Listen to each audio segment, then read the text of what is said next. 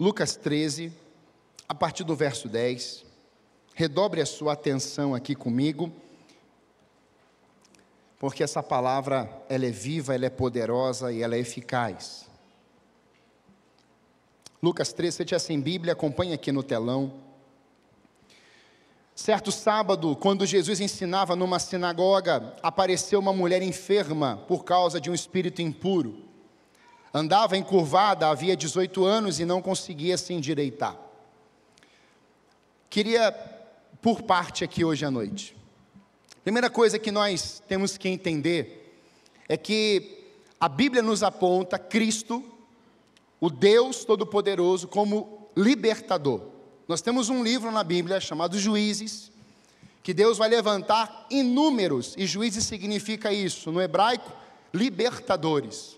Então Deus foi levantando Jefté, Gideão, Sansão, Débora e tantos outros, como canais de libertação para o povo, trazendo mensagens de Deus e fazendo com que os inimigos fossem derrotados naquele tempo, naquela estação. E é interessante porque logo nesses 2 versos, nós temos Cristo entrando numa sinagoga. E eu fiquei pensando nisso. Jesus estava ensinando numa sinagoga. Jesus estava ensinando numa sinagoga e dentro dessa sinagoga vai chegar uma mulher encurvada há 18 anos com um espírito de enfermidade. Um espírito pôs nela uma enfermidade. Eu queria que você lesse esse cenário, porque a sinagoga ela era um templo, um local religioso. Como nós estamos aqui nessa noite, estivemos aqui pela manhã. É um ambiente onde nós temos o que podemos chamar dos fiéis, podemos chamar de críticos, podemos chamar de observadores, podemos chamar de pessoas que visitam, alguns pertencem, outros frequentam, e nós temos líderes, nós temos pessoas comuns, nós temos improváveis, nós temos uma série, copiosa de pessoas, mas nesse lugar, Jesus estava ali. E quando eu olho para essa verdade, eu percebo que há encontros que nós não conseguiremos entender, mas Deus já os agendou. Eu entendo que há momentos que você chega em um lugar, não sei se você já teve essa dinâmica de vida, aonde você chegou e você fala assim, meu Deus, como que a gente se encontrou nesse lugar? Se tivéssemos marcado, não teria dado tão certo como aconteceu agora. Quem já teve uma experiência assim com alguém? Olha, conta todo mundo. Isso acontece, só que naquele dia, naquele horário, Cristo estava lecionando, ensinando na sinagoga. Talvez essa mulher, que já estava indo já há alguns anos até a sinagoga, pode ter pensado, eu estou indo à sinagoga, e lá eu vou aprender a Bíblia, a palavra, o rolo será lido, ele será explicado, nós vamos orar, nós vamos cantar, e vamos ali adorar o nosso Deus. Era o que se fazia dentro de uma sinagoga. Livros eram lidos. E dentro dessa visão, eu imagino ela chegando dentro daquele ambiente, de cabeça, olhar para o chão, cabeça para baixo, no sentido olhando para os pés, e olhando e andando, e de repentemente, aquele ambiente já não estava igual como os dias anteriores. Talvez os anos anteriores, porque naquele ambiente estava presente Jesus de Nazaré. Deixa eu falar uma coisa nessa noite, Jesus está aqui. Talvez você tenha pensado, só talvez, vou àquele lugar, vou assistir pelo YouTube, vou lá ver, e lá vai ser o quê? Uma liturgia, um momento, alguém vai descer as águas, que eu não sei muito bem o que significa isso, você vai vir, você deve ter pensado, olha, alguém vai falar sobre dinheiro, alguém vai pregar, alguém vai fazer um momento lá do louvor, que tem muito louvor, o pessoal gosta de cantar, vão ter alguns instrumentistas, vai aparecer alguma coisa no telão, tudo isso de fato aconteceu, mas deixa eu te falar a coisa mais importante, Jesus está na casa. E quando Jesus está na casa, Ele pode a qualquer momento gerar um impacto dentro do teu coração. É por isso que muitas vezes nós não entendemos, mas choramos sem entendermos. É por isso que muitas vezes nós estamos adorando a Deus. Eu fiquei impressionado hoje pela manhã, o pastor Cláudio batizou o filho Gabriel. Eu estava me trocando e eles não me viram. E quando o Gabriel entrou, ali ele falou assim: pai, 10 anos, irmãos, que privilégio foi o Senhor me batizar. Lindo. Mas pai, eu estou pensando como é que deve estar o céu nesse exato momento. Pai, deve estar uma grande festa. Ele: sim, filho, está uma grande festa. Mas pai, eu também fiquei pensando como é que o diabo deve estar triste, né? 10 anos. Jesus estava lá no gabinete. Jesus está aqui. Jesus está vendo sua casa. Jesus está agora na Coreia do Norte, do Sul. Jesus é Deus, e a Bíblia nos mostra que Ele carrega 3 características que nenhuma outra divindade carrega. Deus é onisciente, Ele sabe o que você pensa. Deus é onipresente, Ele está em todos os lugares. E o nosso Deus, na pessoa de Cristo, é onipotente. Ele tem todo o poder no céu, na terra e debaixo da terra. Aleluia! Esse é o Deus que nós servimos. E diante dessa história, desse contexto, nós temos essa mulher chegando até aquele lugar. Mas o texto continua, verso 12: ao vê-la, Jesus a chamou para perto e disse: mulher, você está curada de sua doença. Então ele a tocou, e no mesmo instante ela conseguiu se endireitar e começou a louvar a Deus. O chefe da sinagoga ficou indignado, porque Jesus a tinha curado no sábado. Há 6 dias na semana para trabalhar, disse ele à multidão: venham nesses dias para serem curados e não no sábado. O Senhor, porém, respondeu: hipócritas, todos vocês trabalham no sábado. Acaso não desamarram no sábado o boi ou o jumento do estábulo e o levam dali para lhe dar água? Esta mulher, uma filha de Abraão, foi mantida presa por Satanás durante 18 anos. Não deveria ela ser liberta, mesmo que seja no sábado? As palavras de Jesus envergonharam seus adversários, mas todo o povo se alegrava com as coisas maravilhosas que ele fazia. Amados, 2 momentos cruciais na história. Um povo cativo durante 400 anos no Egito. Deus levanta Moisés e o povo é liberto. Outro momento, o povo é cativo durante 70 anos na Babilônia. Devido à desobediência do povo, à rebeldia do povo, Deus permite que agora o império mais poderoso da terra, naquele contexto, vem e arranca os moradores de Jerusalém e vai levá-los, cada um deles, para a Babilônia, num tempo de exílio durante 70 anos. Somados, nós temos aí quase 500 anos de um povo hebreu, um povo que vai passar a ser Israel de Deus, aprisionados, presos. Então, se tem um povo que sabe muito bem o que significa prisão, estar exilado, era o povo e é o povo de Deus. Nós temos hoje cristãos exilados, escondidos, presos, pessoas que não podem professar sua fé, vivem em esconderijos, calabouços, cavernas, porque se falarem que é de Jesus Cristo, serão mortos. E nós temos essa visão hoje de que carregamos a liberdade do Espírito e podemos pregar o Evangelho livremente nesse país. Diga amém por isso, amém? Nós podemos cantar, adorar o nosso Deus de uma forma tão livre, tão poderosa, porque aonde o Espírito de Deus está, aí há liberdade. E é interessante porque, de tanto essa trajetória, essa visão, nós temos falado já um domingo, e a nossa mensagem tem essa ideia, de que o sobrenatural de Deus, ele é uma ação de Deus sobre a terra. E esse contexto, nós podemos experimentar cotidianamente. Deixa eu falar uma coisa. O sobrenatural de Deus não é para um movimento, um mover único. O sobrenatural de Deus é para que seja algo naturalmente vivido pelo povo de Deus. O sobrenatural de Deus pode ser vivido no domingo, na segunda, na terça. Por quê? Porque a sua identidade está no Espírito Santo de Deus. Você carrega um propósito e há um senso no coração dos filhos de Deus de darem continuidade a esse propósito que vem do Senhor. E é esse cenário que nós vamos ver agora aqui nesse texto. Aonde nós temos uma mulher com uma grande dificuldade, mas o poderoso, grande eu sou, aquele que realiza obras sobrenaturais, está naquele ambiente também, como ele está aqui hoje.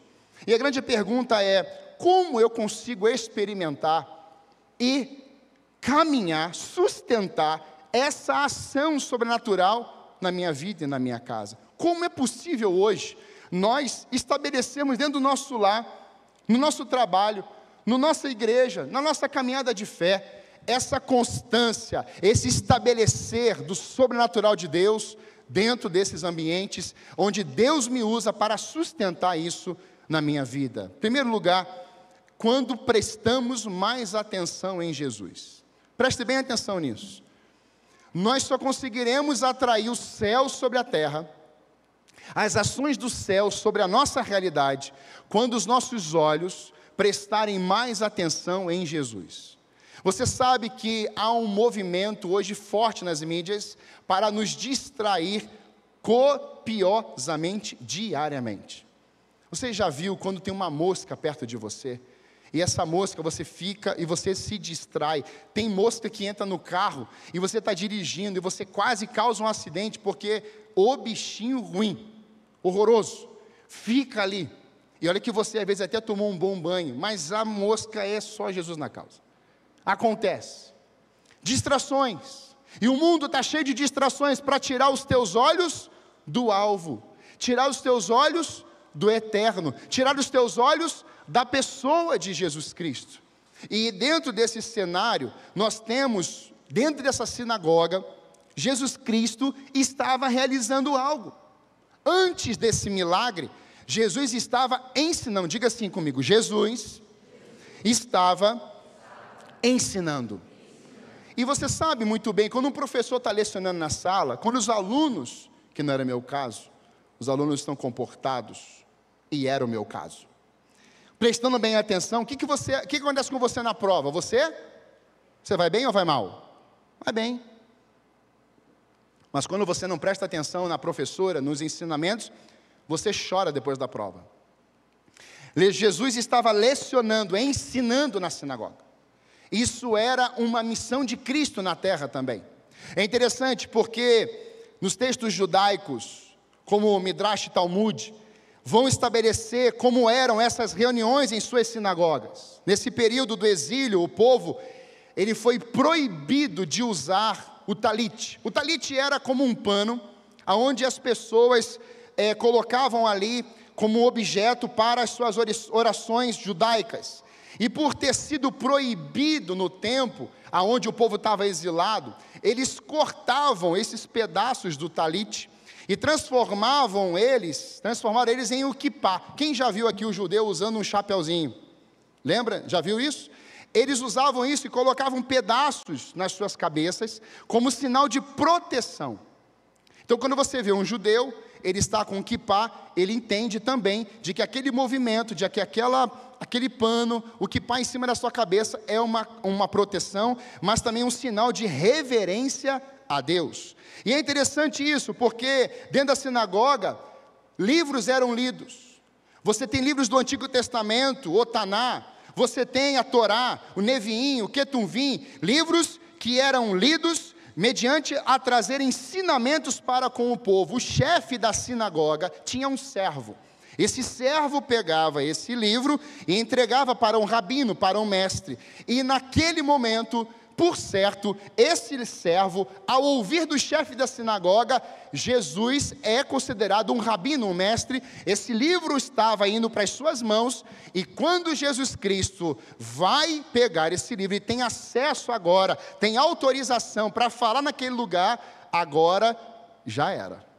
Cristo estaria falando naquele ambiente. Deixa eu fazer uma pergunta hoje. Você tem tantos livros em casa, conhece tantos livros, mas você tem a Bíblia lá? Você tem lido a Bíblia? A Bíblia é um livro diferente de todos que existem. Você sabia que esse livro é o livro mais perseguido da história? Você sabia que é o livro mais vendido da história?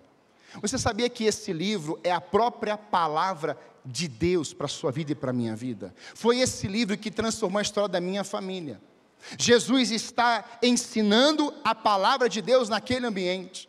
Jesus está trazendo fundamentos, e isso é tão poderoso que em Mateus 4, 23 a 25, nos fala um pouco sobre essa vida de Cristo ensinando. Isso é para nós muito importante.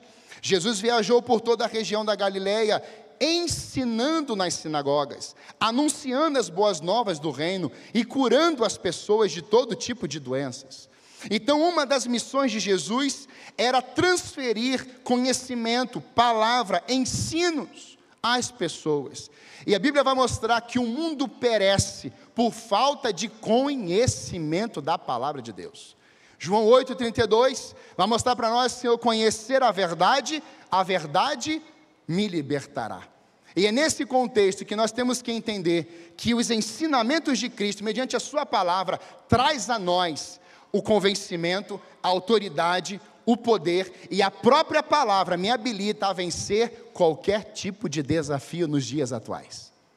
É a palavra que me dá autoridade, é a palavra que derrama poder, é a palavra na minha boca que eu começo a declarar, e as entidades têm que recuar, os enfermos serão curados, porque Jesus vai chegar numa sinagoga em Cafarnaum, e logo no início do seu ministério, quando ele sai do deserto, ele sai ali do momento de batismo, ele vai até uma sinagoga em Cafarnaum, o livro é dado nas suas mãos, ele abre o livro do profeta Isaías, e ele vai ler: o Espírito do Senhor está sobre mim, porque Ele me ungiu para pregar as boas novas, anunciar o ano aceitável do Senhor, libertar os cativos e os oprimidos. Jesus estava lendo a profecia de Isaías, e ele iria cumprir exatamente essa profecia. Quando você lê a palavra de Deus, ela é viva, ela é poderosa, ela é eficaz, e ela transforma a sua mentalidade, ela transforma o seu coração, ela transforma a sua vida. Antes você era de um jeito, mas quando você medita nessa lei, nessa palavra,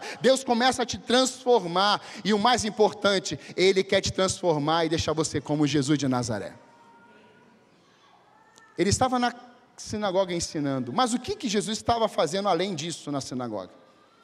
Dentro da sinagoga, Jesus está ensinando, mas Jesus tem os seus olhos abertos.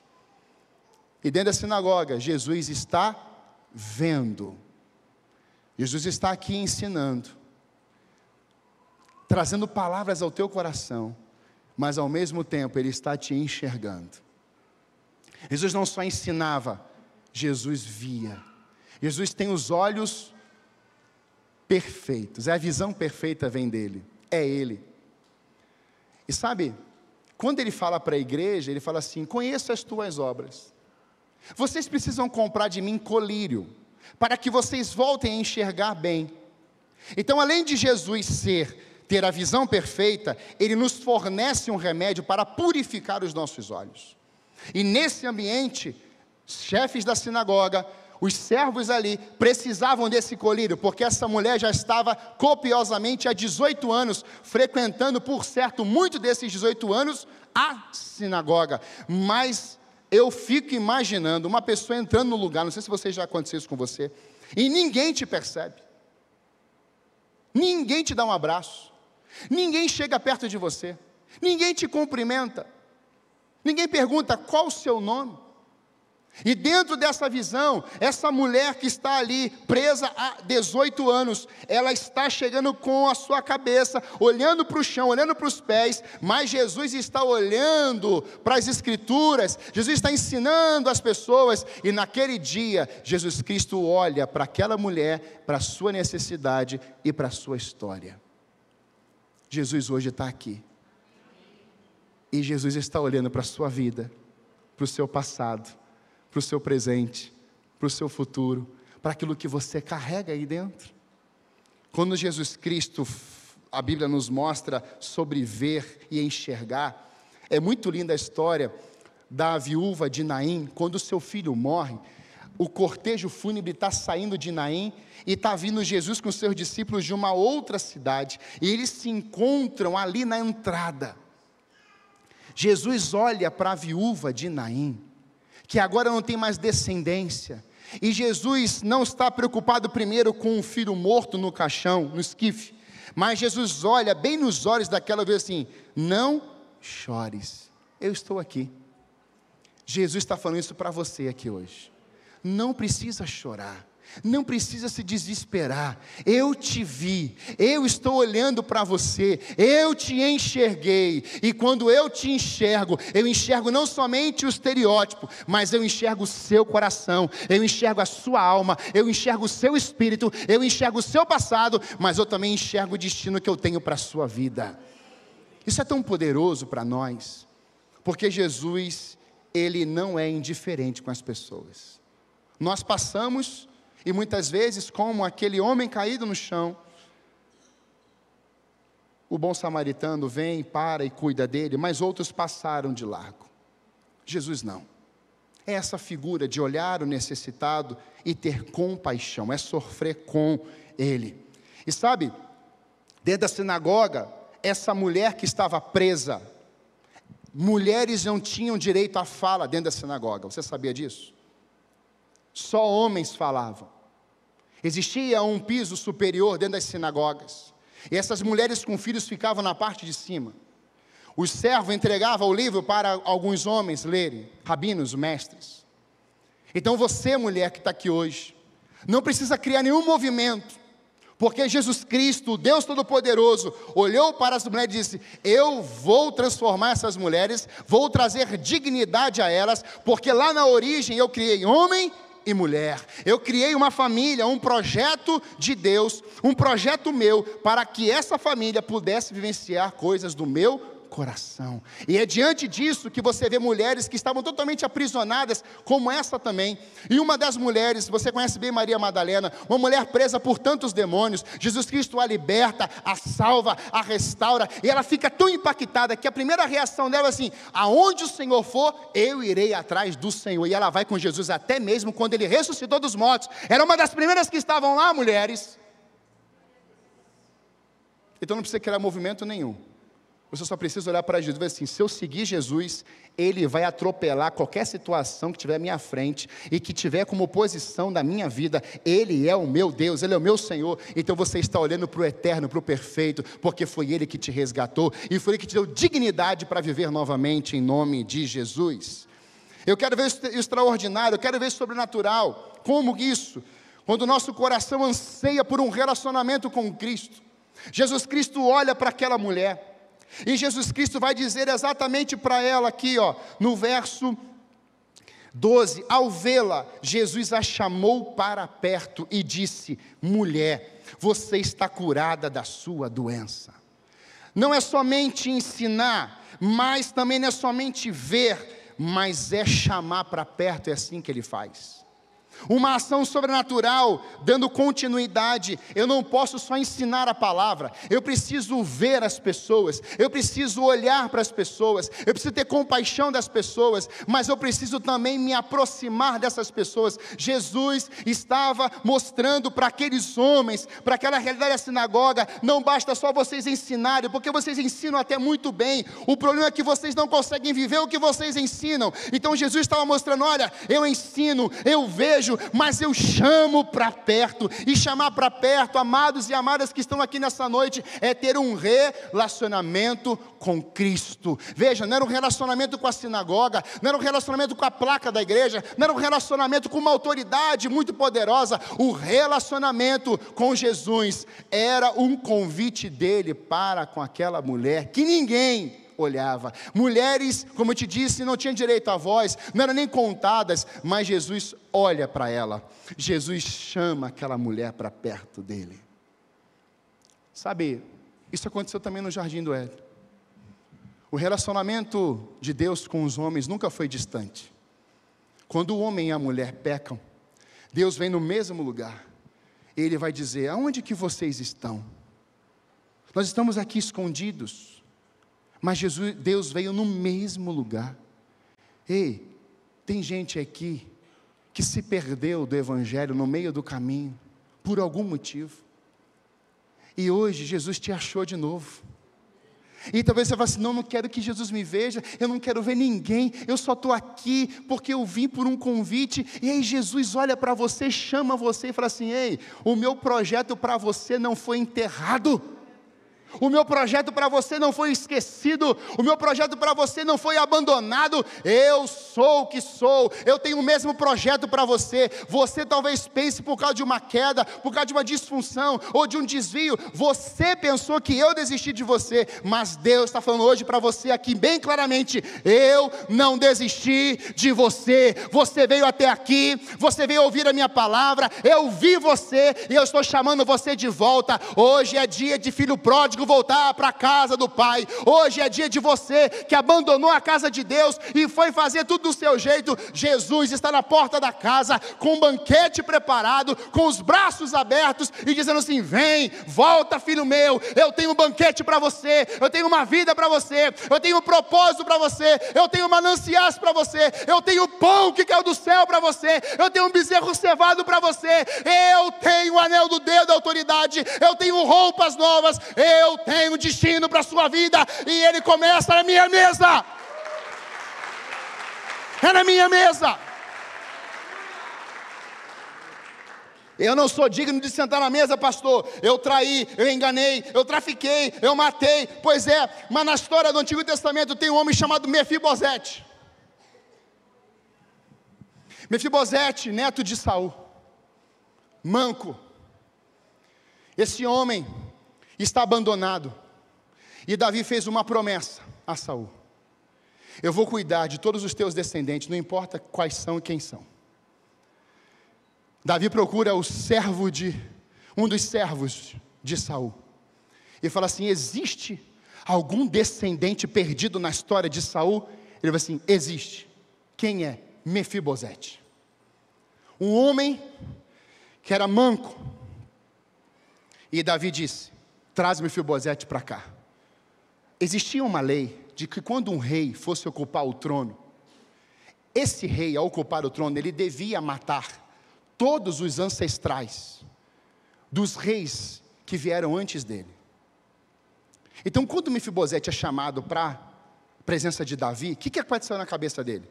Eu vou morrer, eu já não ando, caí do colo, já sou aqui considerado um indigente.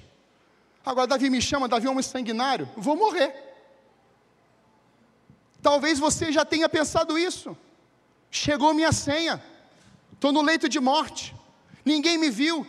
E eu quero te falar que naquele dia, Davi disse: chama ele e traz ele até a minha presença. Mefibosete aparece e vem. E Mefibosete, estou aqui.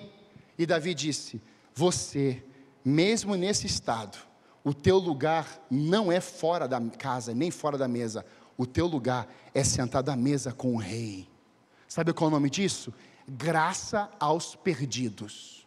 Graça aonde ninguém que quer entender ou que acha que não merece. É a presença de Jesus dizendo assim: você está caído, você está manco, você está perdido, você está enfermo, você é leproso, pode vir, que eu estou esperando você, porque o Rei dos Reis, Senhor dos Senhores, está convidando você para se assentar à mesa com Ele. É por isso que na mesa de Jesus tinha Judas, tinha Pedro, tinha João, tinha Tomé. Um negou 3 vezes, o outro traiu Jesus, e Jesus vai chamar ele de amigo. Porque sentados à mesa é olho no olho, é um tratar dele, e na mesa tem relacionamento.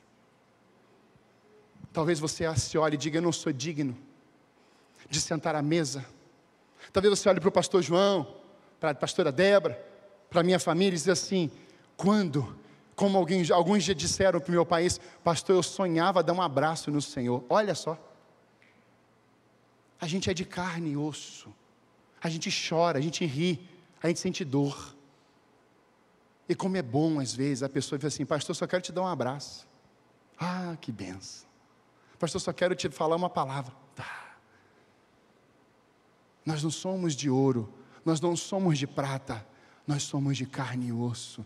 Mas a diferença talvez é que eu decidi que o Espírito Santo de Deus vai governar a minha vida e a minha história e a minha família. Nessa noite Jesus está te convidando, porque Ele te viu, mas Ele te achou, Ele está te convidando para um relacionamento. Mas foi só isso, pastor? Não. Ele ensinou, Ele viu, Ele chamou, Ele deu um decreto, Ele falou: mulher, seja curada deste teu mal.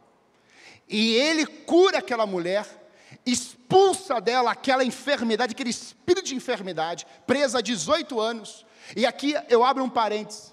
Pastor, eu estou há 10, 15, 20, 30 anos, com situações na minha vida, enfermidades, traumas, rejeições, abandonos. Eu não conheço meu pai, muito menos a minha mãe. Eu nasci e me lançaram num cesto de lixo. Alguém me pegou, me colocou ali no orfanato. E eu estou aqui, pastor. Não tenho muitos parentes, não tenho muitos amigos. Eu só tenho a minha vida, pastor. E eu estou aqui. Como que o Senhor disse para mim que tem um Deus que me achou, que tem um Deus que me chamou? Onde é que estava Deus quando os meus pais me abandonaram? Onde é que estava Deus quando me lançaram num cesto de lixo? Deixa eu falar hoje, Deus estava tanto no mesmo lugar, como está hoje, que você está andando, está falando, e você está aqui ouvindo a palavra dEle, e Ele está dizendo assim: vem filho, eu vou te colocar à mesa comigo. Relacionamento, mas decretos de Deus: seja curada, seja restaurada. Sabe, hoje pela manhã nós batizamos, o Michael batizou o Luiz Marcelo, e eu fui visitar a tia mãe dele, uma idosa. Eu cheguei naquela UTI do Hospital do Trabalhador, e você conhece a realidade daquele hospital, alguns conhecem. E quando eu cheguei na porta daquela UTI, e a enfermeira disse: essa aqui é a senhora que o senhor veio visitar.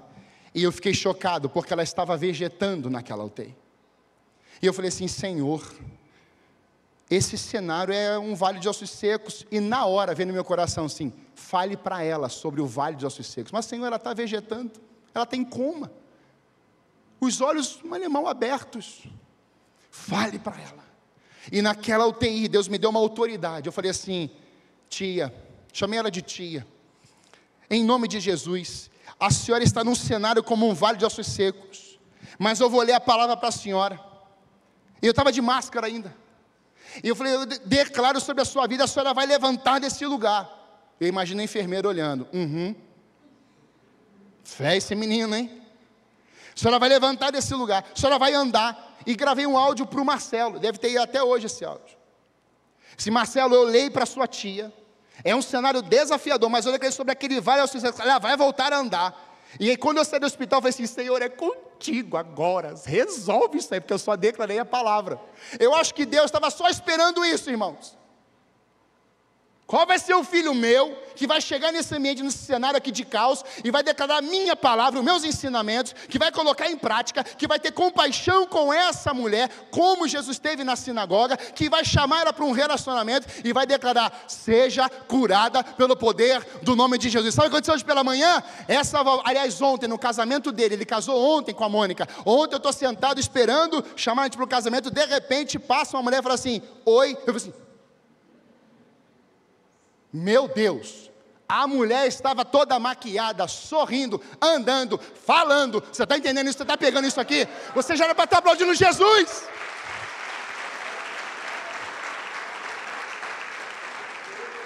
Ela para do nosso lado, não foi, Marcos? Ela parou do nosso lado, aí eu falei assim: meu Deus, acontece mesmo, é real.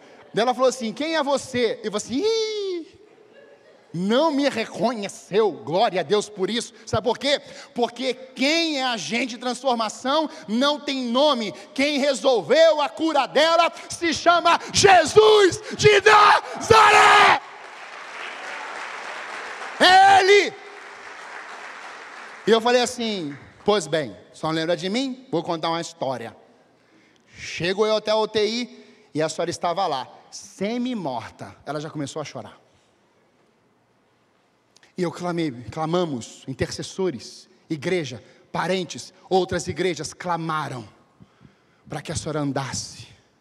E aquela mulher começou a chorar. Chega a sobrinha dela: oi tia. Tia, você está chorando? Ela: esse menino, eu falei: obrigado pelo menino. Esse menino está falando que chegou na UTI, começou a falar comigo, eu não lembro dele. O que ele falou? Que eu estava quase morta, e eu estou aqui andando, eu estou falando, para a glória de Deus. Hoje pela manhã, ela estava sentada aqui no meio, onde está esse senhor de camisa verde aqui, exatamente ali. E quando eu pedi para ela ficar de pé, você acha que ela titubeou? Ela já ficou em pé na hora, já levantou a mãozinha. Porque quem recebe o toque de Jesus nunca esquece. Nessa noite, Ele está na casa. E sabe, Jesus só não falou, só não viu, não só ensinou, como não só chamou. A banda pode vir. Mas Jesus, diga, tocou. Sabe, há curas, há moveres dos céus sobre a terra, que Jesus só vai precisar olhar. Só no olhar dele. Porque ele tem autoridade nos olhos dele. Outros, Jesus vai falar. Mas a outros, Jesus vai tocar. Quando Jesus toca no esquife do filho da viúva, ele senta no caixão e começa a conversar com ele. Quando Jesus toca no cego, ele dá visão, olhos novos para ele. Jesus toca no surdo, ele toca nos ouvidos dele e vai assim, efatá, abram-se os ouvidos, e eles são curados. Mas naquela mulher, que Jesus diz, você está sendo curada agora, liberta desse espírito. No entanto, ela continua encurvada. Deixa eu falar uma coisa, Jesus, quando faz uma obra, ele faz completo.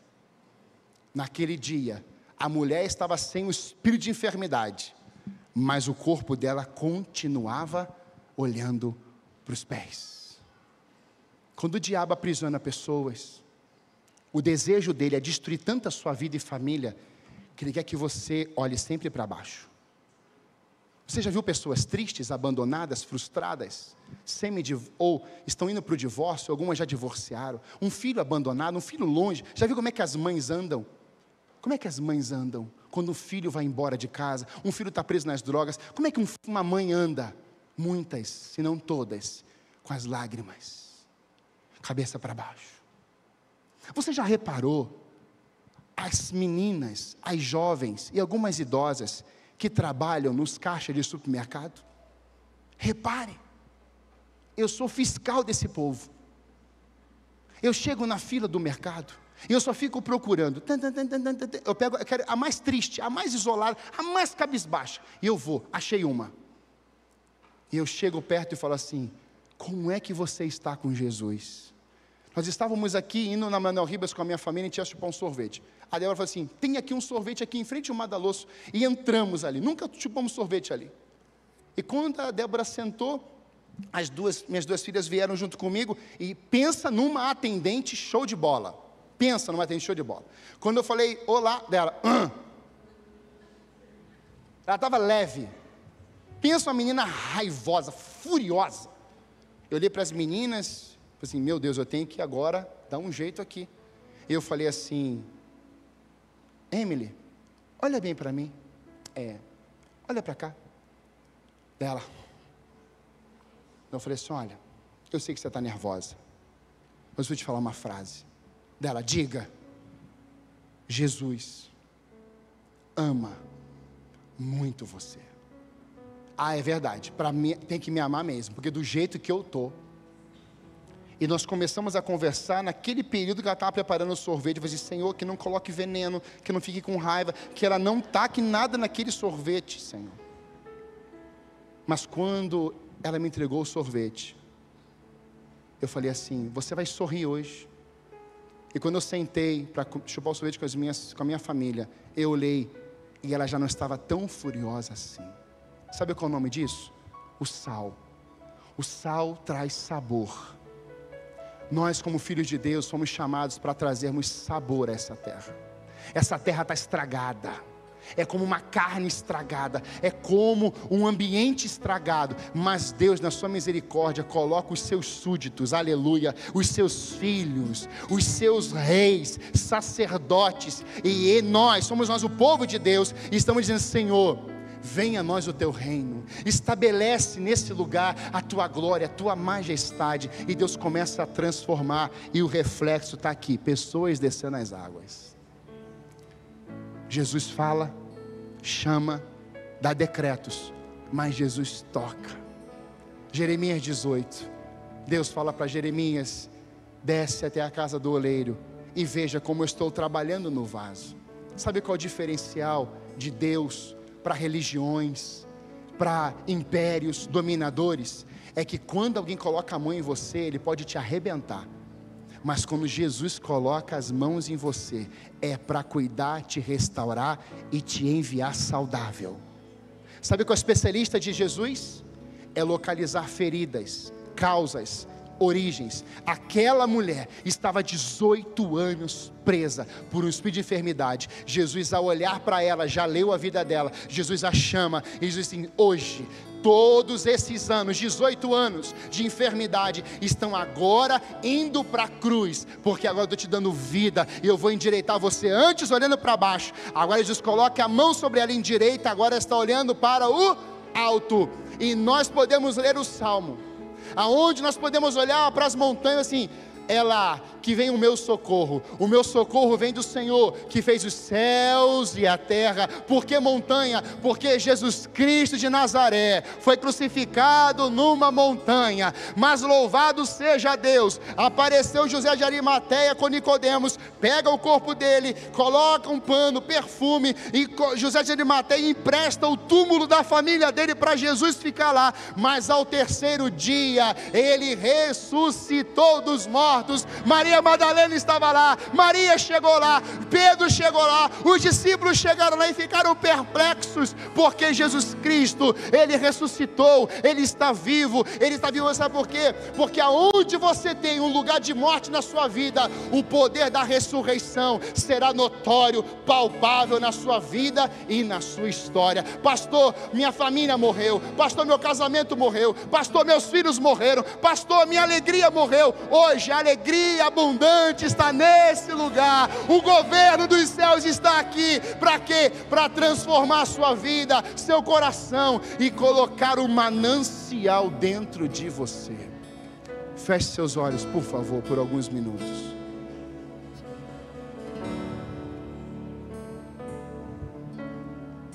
Como você está hoje? Você ouviu tudo isso? E minha pergunta para você: como que está a sua vida hoje? Talvez não seja uma doença crônica na coluna, nos ossos, como aquela mulher tinha, mas talvez você esteja preso a vícios. Talvez você esteja presa a uma dor, uma ferida, um trauma, um abandono, uma traição. E quando você está em Cristo, você pode dizer: Senhor Jesus, dói muito isso, mas eu preciso que o Senhor me cure. Eu preciso largar esse ódio, essa raiva no meu coração, e eu quero aprender a perdoar, porque Jesus é o perdão perfeito. Talvez você esteja aqui nessa noite dizendo assim: pastor, as pessoas não me amam, as pessoas não me veem mais, eu vou desistir de tudo. Como eu ouvi recentemente uma pessoa dizendo: pastor, eu vou tirar minha própria vida. E pelo celular, no WhatsApp, eu disse: em nome de Jesus, você não vai tirar a sua vida, Deus tem um propósito para você.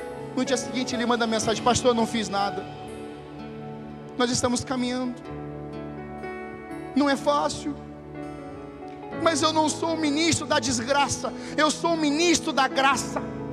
E enquanto houver fôlego, eu preciso acreditar de que Deus vai transformar aquele homem, aquele casamento e aquela família. É do mesmo jeito que Jesus te olha hoje.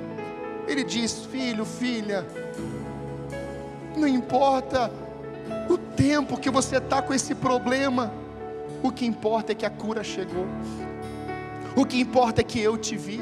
O que importa é que eu estou te chamando. O que importa, filho, filha, é que eu quero tocar em você. Há momentos que você toca em Cristo, mas essa é a última vez que Jesus entra numa sinagoga. Deixa eu te fazer uma pergunta: e se for a última vez que você entra num templo religioso? E se for a última vez que você ouve sobre a palavra de Deus hoje, não exista um amanhã? Era a última vez que Jesus Cristo entraria naquela sinagoga, e foi a última vez que dentro de uma sinagoga Jesus Cristo disse para uma pessoa: seja curada. Os movimentos voltaram, a alegria voltou. Por quê? Porque o texto me mostra que ela começou a adorar a Deus. O que te impede de ser um adorador? O que te impede de ser um filho? O que te impede de ser alguém que diga: Senhor Jesus, o Senhor é o meu Deus, eu te exalto, eu te glorifico. O que te impede hoje? Hoje Jesus está dizendo assim: ei, eu estou te vendo, eu estou te chamando, eu estou te tocando, eu estou te restaurando. Você quer experimentar o sobrenatural? Você tem essa oportunidade agora. Se nessa noite você quer entregar o seu coração a Jesus e dizer: Senhor Jesus, habita em mim. Eu quero que esse sobrenatural habite no meu coração natural. Eu quero levar isso para minha casa, para minha família, para minha vida. Eu quero Jesus como meu Senhor e meu Salvador nessa noite. Nesse lugar, há alguém que quer dar essa resposta a Jesus? Sinaliza: eu quero entregar minha vida hoje a Jesus. Aleluia, aleluia, glória a Deus. Pode erguer bem alto a sua mão assim: hoje é o dia da minha salvação, eu quero Jesus, aleluia, glória a Deus. Pode baixar, você que já levantou. Há mais alguém? Hoje eu quero um governo sobre a minha vida, e o nome dele é Jesus de Nazaré. Hoje ele me viu, hoje ele me tocou, e eu quero sair daqui com ele dentro de mim. Há mais alguém? Só levantar para eu te ver. Aleluia. A igreja, por favor, fique de pé. Você que levantou as suas mãos, eu queria que você colocasse a sua mão no seu coração, você fizesse uma oração comigo. Você falasse assim: Senhor Jesus, eu abro o meu coração para o Senhor habitar em mim. Eu reconheço que Jesus Cristo é o meu único e suficiente Senhor e Salvador. Eu creio que o sangue de Cristo derramado na cruz me purifica de todo o pecado, e hoje eu me entrego com meu corpo, alma e espírito ao Senhor Jesus, em nome de Jesus. Amém. Amém. Você que